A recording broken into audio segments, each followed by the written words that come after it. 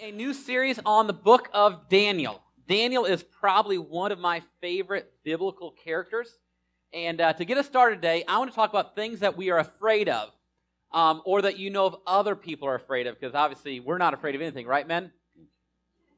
All right, so what other people are afraid of, what are some fears that people have? And I'm going to start with those who are under 12. What are some fears that people under 12 may have? Samuel. The dark, okay. Not my kids, but other kids sometimes are scared of the dark. Yes, go and shout it out. Heights, okay, good. Whew. Adults, get ready. They got some good ones already. Heights. One more for the 12 and under crowd, yeah. Come on. You're going to grow out of it, though, right? Roller coasters.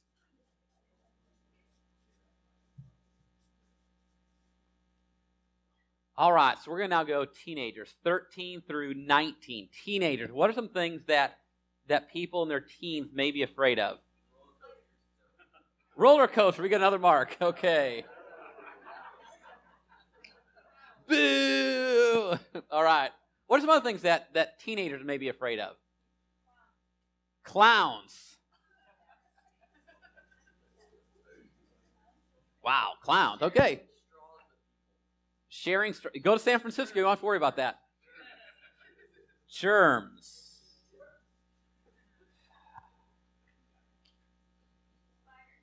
Spiders. Arachnophobia. Good stuff. They should make a movie about that.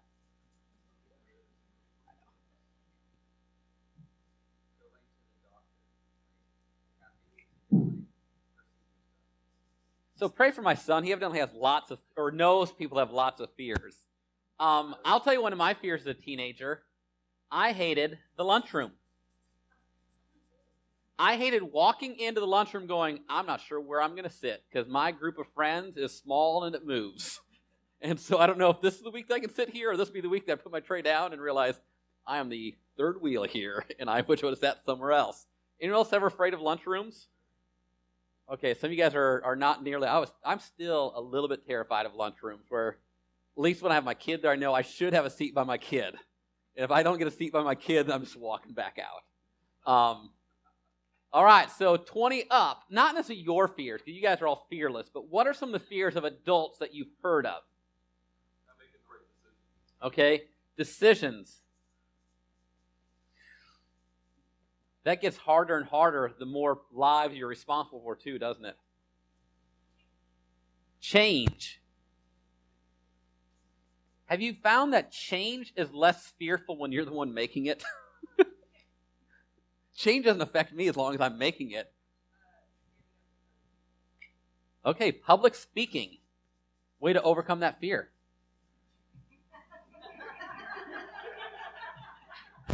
All right, others. Don't you love when you get started? When I was in Europe. I could not read road. I mean, I'm a public transportation driver. I could not read road signs. I could not read signs. I didn't know where I was. Just the fear of an unknown language and not knowing where I'm going or what I'm doing. And getting short. Summarize. Foreign language. Foreign language.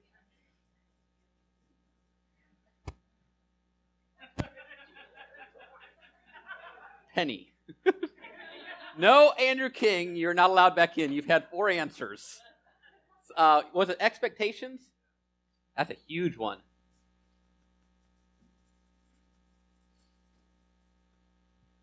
Other fears. What? Water?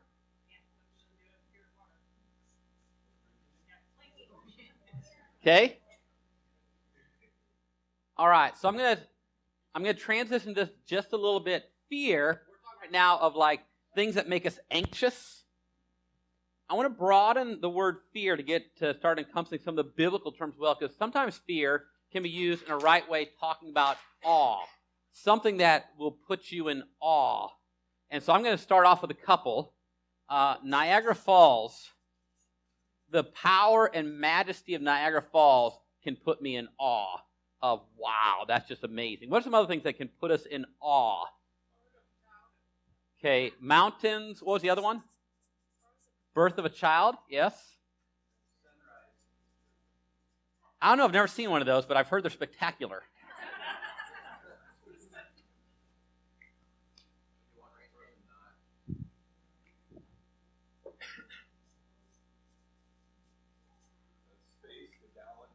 Yeah, space.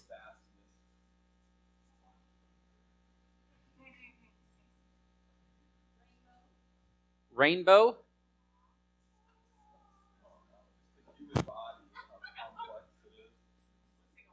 I know, like this looks like Wi-Fi. Fear of losing my Wi-Fi.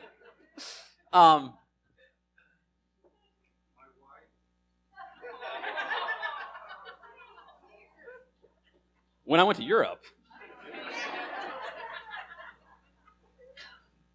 As we look at the book of Daniel, one of the things that I believe we see a theme all the way through is Daniel's God is big. Like when we talk about the fear of God, I think Daniel's a good place to kind of settle in and go, so how big is this God that we're supposed to fear and be in awe of? You go through Daniel 1 all the way through to the end, you find out that Daniel's God, which is the God that we worship, is all-powerful, all-knowing. He is orchestrating the nations, and he is a God that is worthy to be feared. To fear because he is all-powerful and can strike you dead. Matthew says, don't fear man. Fear the one who can kill both body and soul. Our God is really big, and he is really powerful. He is more than this all-loving God that just wants to put everyone in their arms and give them a big bear hug, all right? Our God is also just and righteous, a God of wrath. And you want to be on his team because he is bigger than anything mankind can do. And we're in awe of him. Like if you go to Niagara Falls, the mountains, other majestic places, God is bigger. God is greater. And there's a theme through the book of Daniel. How big is Daniel's God? And what I want to do today is as an overview of Daniel, is a sermon titled this, How Big is Your God? In the book of Proverbs, chapter 29, verse 25, it says this. I want you to read it or to look at the verse with me. It says this, the fear of man lays a snare. Most of the things that we put up here would be fear of men, the lunchroom, what other people think of me, expectations. It says the fear of man, when we fear man, it lays a snare. It's a trap, all right? So when people are big in our mind, it sets all kinds of traps. I don't want people to think badly of me. I don't want someone to hurt me. I don't want someone to, you can fill in the blank. When we fear man, it lays a snare. But whoever trusts in the Lord is kept safe. There is, in my life and in yours, there is a battle between who will I fear, who will I give my awe to. Growing up in high school, I would be considered a pretty good kid. I didn't get in trouble. I didn't, like those big vices that trip people up, I avoided them. And I'd like to say it's because I love God so much that I didn't do these things. You know why I didn't do certain things in high school? Some was just sheer lack of opportunity. It's not all bad being a goofy-looking kid in high school. It takes a lot of opportunities off your plate. Secondly, my God, my dad loves me, and he was in my life, but I also feared my dad. My dad never once beat me, but I wasn't about to give him an opportunity to either. I didn't want to let my dad down. I didn't want my dad to think badly of me. I didn't want my dad to have to discipline me. So that kept me from doing certain things. You know what I found out? The fear of my dad was used for good purposes, but it wasn't the best fear.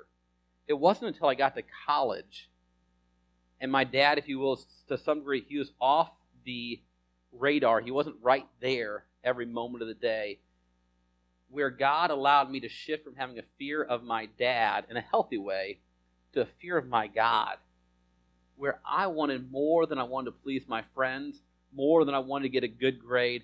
I wanted to be pleasing to my God in heaven. Now, when I say that, I've messed up a ton. So I'm not like trying to give you this pristine picture, but I am saying this: the fear of God can and will orchestrate your life where what man thinks of you becomes less and less important than what God thinks of you and what God desires of you. There's this battle of fearing man or fearing God. You think about high school for a moment, or even middle school. I still remember those days, you probably do as well, where if you went to a middle school or a high school that was of any kind of size, when you walk in those doors, unless you're the extreme extrovert, there's a part of you where your stomach just starts doing knots. And for me, it's when I found at least one person who I could talk to and kind of navigate the hallways with. It took some of that anxiety away. But really, what was behind that anxiety? It was a fear of what others would think of me, how others would accept me, how others would fill in the blank. A fear of God would say, God, you are with me no matter where I go. And you will open the doors of relationship and you will close the door of relationship, but ultimately, I am connected with you. I know you. You have my best interest at play, and I will navigate those hallways in such a way that my fear and awe of you trumps what man can do to me. And peer pressure doesn't go away once you get out of high school, does it? It just changes forms. Will I get the next promotion? Will people like the house I live in, the car I drive? How are they going to judge me based on my kids? You can start filling in the blanks. We all, if you will, operate to some level with the fear of man. And we desperately desire and need to fear and be in awe of God more than we have a fear of what mankind will think or do or say about us.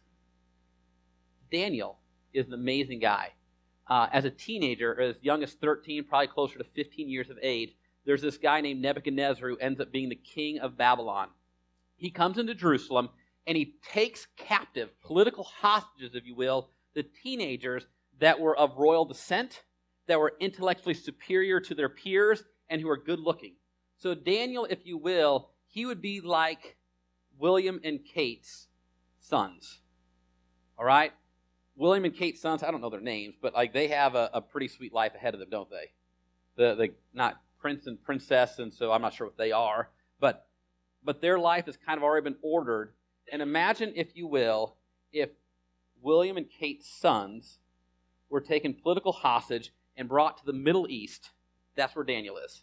Daniel's taken from his homeland. He's brought to another country, and as a probably 15-year-old, he is going to stand in the court of this conquering general who then arises and becomes the king. And Daniel is going to have to make decisions. Who will he please? Will he please King Nebuchadnezzar and the kings and rulers that follow? Or will he please God no matter the cost? I want to put this out right up front. I believe Daniel had a view of God that was big. And it allowed him as a 15-year-old to purpose in his heart that he would not defile himself with the king's meat, is what it says. And as an 80-year-old, that's the story of Daniel in the lion's den. You know that one, right? He is 80 years old at that point. So if you will, 65 years of life have passed. He's now 80 years old. Babylon has run its course. It's been taken over by the Medes and the Persians. And Daniel, as an 80-year-old, had an awe and a fear of God that moved him to continue to pray, even though it should have, physically speaking, cost him his life. What can drive a person from a teenager to an old man to say, I'm going to do the right thing no matter what? And I believe the answer to that is Daniel had a healthy, right view of God, whereby he feared God and had an awe of God that surpassed the greatest king of the greatest nation, Babylon, this other great king of the Medes. And he says, my God is bigger and greater and worth living and dying for. And I believe that is the story, if you will, of Daniel. Daniel had a big God that moved Daniel to make the hard decisions that could have cost him his life.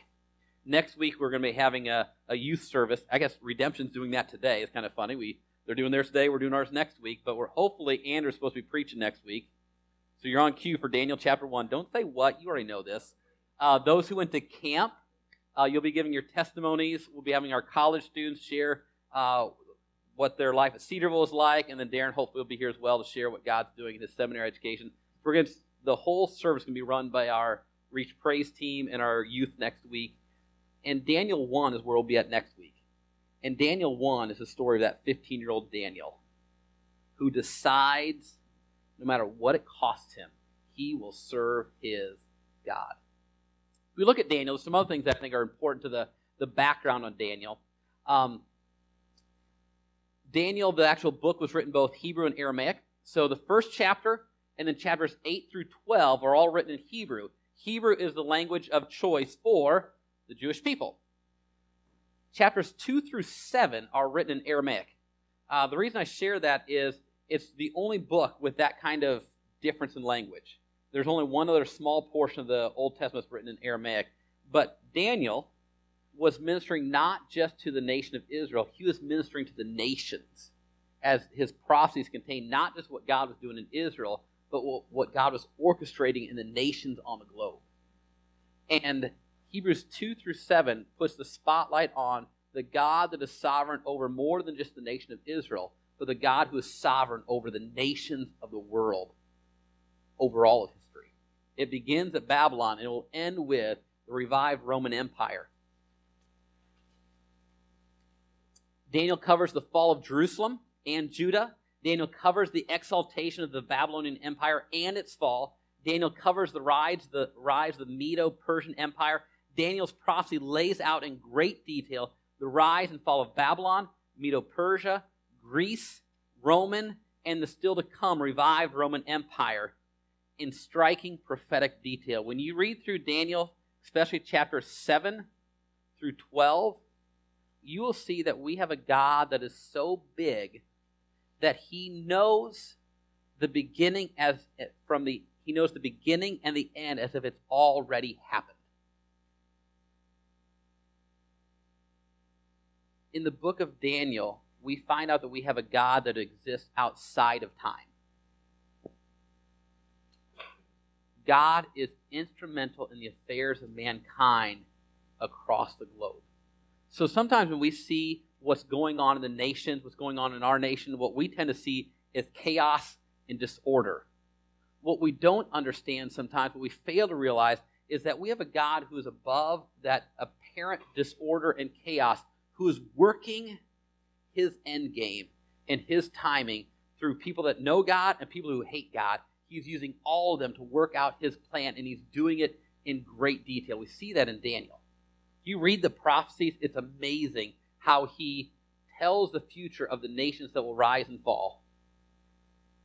And there's still a nation that is to come, the revived Roman Empire that we read about in Revelation, we read about in Daniel. And we find that God tells us there's still another future world power coming. And just as the Babylonians, the Medes and the Persians, and Greece and the Roman empires rose and fell, so also there's this future kingdom that's coming. And on top of that, when that future kingdom comes, God is going to come out in a moment, wipe it out. God will exercise his sovereign authority over the greatest world power the world has seen when he takes out the revived Roman Empire. Gleason Archer puts it this way: from the viewpoint of a human observer, it seemed that the religion of the Hebrews had been completely discredited. Their God, Yahweh, had apparently shown himself inferior in power to the mighty gods of Assyria and Babylon, for he seemed unable to deliver his people from the worshippers of Ashurbanipal, Bel, and Nebo, when they leveled Yahweh's temple to the ground and burned its ruins. The Babylonian troops served notice to all the world that their gods were mightier than Yahweh. So I want you to understand what he just said there is, in Israel, their God is Yahweh. His presence was known in the temple. When Jerusalem and his temple was wiped out, the other nations took notice and said, that God is not very powerful because the nation is now in exile. Their place of worship is now gone. Daniel's God is powerless. Can I suggest to you, there's people in Israel that believe the same. One of the reasons that Daniel is so amazing to me is in the church age, our worship of God is not centered in a building. We are the church individually, collectively. This building is just that, a building. This building can be demolished tomorrow, and that doesn't change anything for us, other than we've got to find a new place to meet. But the Spirit of God lives in us. It says we are the temple of the living God. In the Old Testament, the people went to the temple to worship God.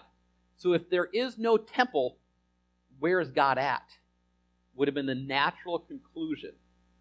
So Daniel, for 70 years, is praying towards Jerusalem, which is in shambles. The temple has been destroyed, yet for 70 years he believed the God that lived in that temple wasn't dead, even though there was very little evidence among the nations to the contrary. That's an amazing Daniel. That's an amazing understanding of a God who is sovereign, even when it looks like he has left the scene. What the other nations didn't realize is that God had made promises to Israel, but also told them, if you forsake me, I will forsake you. And God allowed the nation of Israel to be in captivity, to have their temple destroyed, its city trampled, because the nation of Israel, for some 490 years, had forsaken some of the laws of God, and God says, all right, I'll do it my way, and through the nations I will discipline you. But then I'll discipline those nations and rise you back up. That's what God does. God is working in what looks like chaos. Gleason Archer continues, he says this, it was essential for him, Daniel, to prove by his miraculous acts that he had allowed his people to go into captivity in 587 BC, not through weakness, but rather to maintain his integrity as a holy God who carries out his covenant promises for both good and for ill according to the response of his people. So the whole narrative in Daniel relates a series of contests between false gods and human invention and the one true sovereign Lord and creator of heaven and earth. The question I want us to look at briefly is this. What drove Daniel as a teenager and later as an old man to follow God no matter the cost? And let me walk you through Daniel 1 through 12. Daniel 1, we find out this about Daniel's God. Daniel's God is big enough to make a water-drinking vegetarian diet put on more weight than a meat and wine diet. It doesn't usually work like that. Also, he is big enough to sustain and empower a teenager who decided obedience to God was worth risking everything. In chapter 2, you have Nebuchadnezzar's dream. We find out that God is big enough to reveal and give interpretation of a king to his servant Daniel. He is big enough to know the future of all nations and to ultimately destroy them in a moment with his superior kingdom. In Daniel chapter 3, we see Shadrach, Meshach in the fiery furnace. We learn here that God is big enough to protect his children from certain death, and he's big enough to redirect the heart of the rebel to worship. In Daniel chapter 4, we see Nebuchadnezzar become like an ox. In Daniel 4, we find that God is big enough to thoroughly humble at will the mightiest ruler, and he's big enough to restore the same in a moment. In Daniel chapter 5, we come across the writing on the wall. The nation of Babylon falls. Daniel 5, we find that God is big enough to rule the nations, bringing them down and rising them up. Daniel chapter 6, Daniel in the lion's den. What do we learn about God? God is big enough to give your life completely to through every season of life. He is big enough to protect from the evil plots, reckless decisions, and deadly persecutions of man. Daniel 7, we learn that God is big enough to orchestrate the rise and fall of nations and ultimately rule them all. Daniel 8, he's big enough to know the future in detail. Daniel 9, he is big enough to give in detail to the very day of their fulfillment prophecies about the nations. He is big enough to withhold the free exercise of his rule upon the affairs of man until his timing and his plans are complete. Daniel 10, God is big enough to control the unseen spiritual realm. Read Daniel 10. That is an amazing chapter. Daniel 11 and 12, he is big enough to warn the world of judgment to come and blessing to those who persevere. That is, if you will, Daniel 1 through 12, how big our God is. And I want to dive into, for a few moments, Daniel chapter 9. So if you have your Bibles, turn there, Daniel chapter 9. And I want to read for you Daniel's prayer for his people. And here was Daniel's understanding of his big God. In Daniel chapter 9, verse 1 says this, "In the first year of Darius, the son of Ahasuerus, by descent a Mede, who was made king over the realm of the Chaldeans, in the first year of his reign, I, Daniel, perceived in the books the numbers of years that according to the word of the Lord to Jeremiah the prophet must pass before the end of the desolation of Jerusalem, namely 70 years." Daniel begins his prophecy. There's a new king, but there is a faithful God. And in verses 3 and following, I'll read just portions of it, he acknowledges that Judah had acted unrighteously, and God therefore must judge.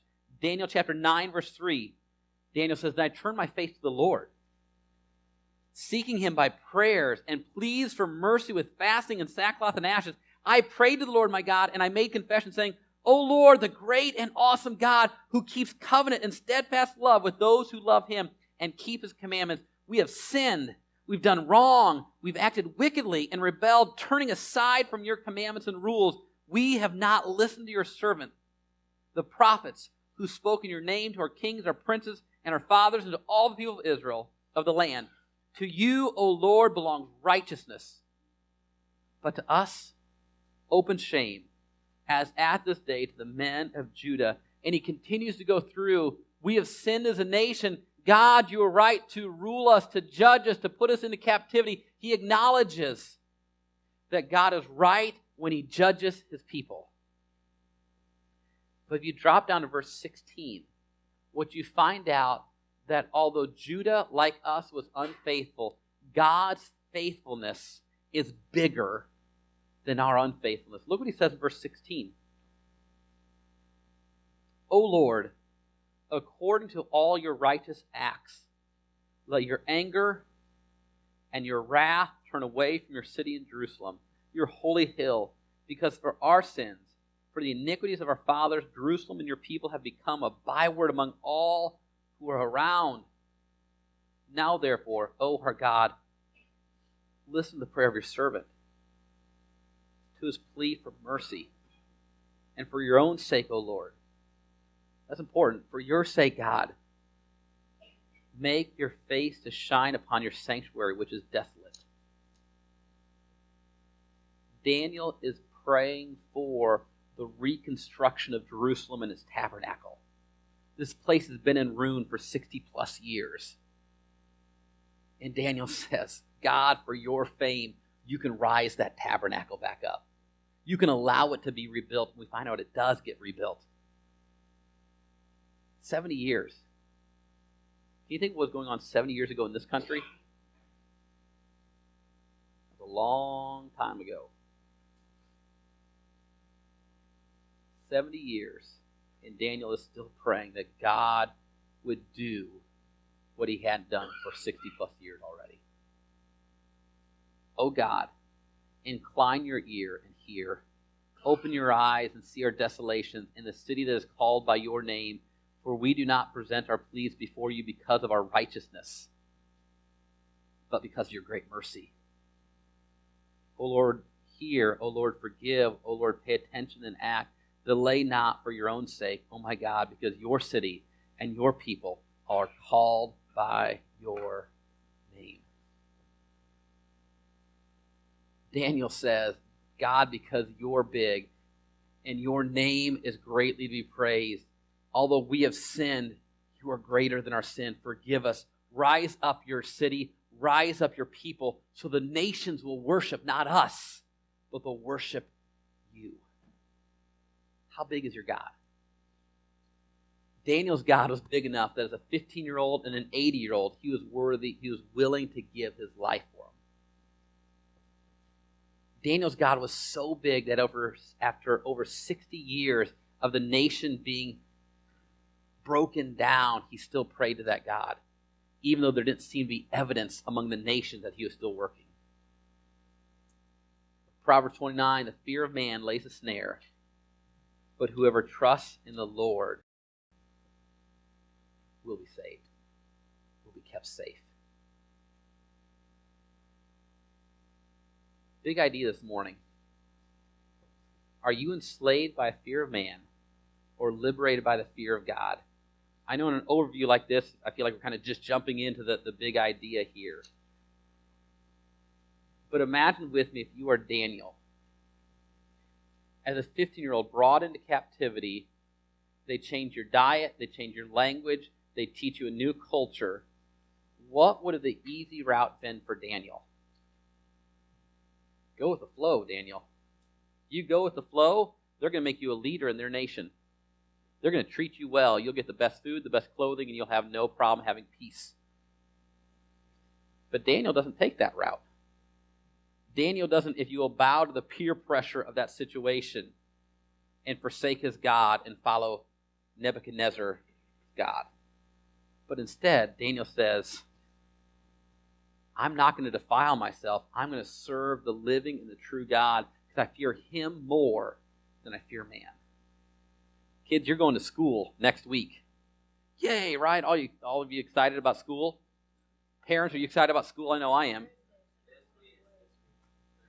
What did I say, next week? This week, next week. You'll be there in 4 days, all right? When you walk through those halls, there is going to be pressure to fit whatever the mold is for that year. And it changes every year, doesn't it? Every year it's something else that kind of changes subtly. And the question would be, are you going to fit with the mold of that crowd, of that school? Or are you going to say, I want to serve God no matter what that looks like? And if the direction of my friend group is going opposed to God, I choose a different direction.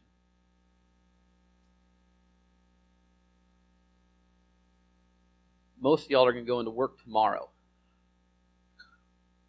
And there are pressures to fit into your workplace, aren't there? Some of those pressures are not bad. Show up on time. That's good peer pressure. Do a full day's work. That's good peer pressure. There's other peer pressures that, if you will, don't glorify God. Might be the language used, the topic of conversation, might be what's going to happen on the weekend, be all kinds of different things. But almost always there is, if you will, a flow that the fear of man, peer pressure, will drive you to want to do things that displease God. And the question is, when the fear of man is wanting to take you this direction, but the fear of God says you need to go this way, which will you choose? In Daniel's life, we see that a 15-year-old and an 80-year-old, when faced with, if you will, life and death peer pressure, you can, by the grace of God, choose to obey God rather than man, to see God as the big and all-sovereign God that he is, worthy to be worshipped, so that the fear of man becomes, if you will, not that big a deal. How big is your God? Is the fear of man enslaving you today? Or have you been liberated by the fear of God?